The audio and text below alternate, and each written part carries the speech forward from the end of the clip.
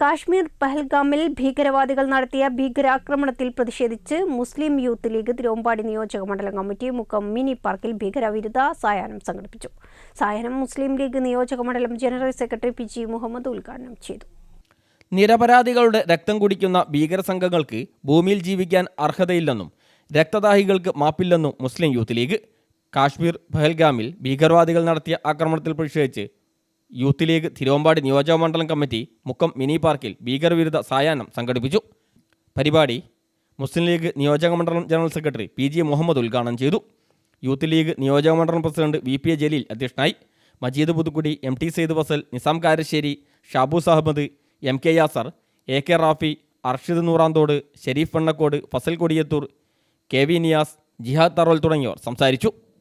Najmuddin AM, Muneer Muthalam, Khamarul Islam, PC. Abdurahman, KV. Navas, PT. Yusuf, Aneesh Karassery തുടങ്ങിയവർ സംബന്ധിച്ചു. News bureau, Mukkam.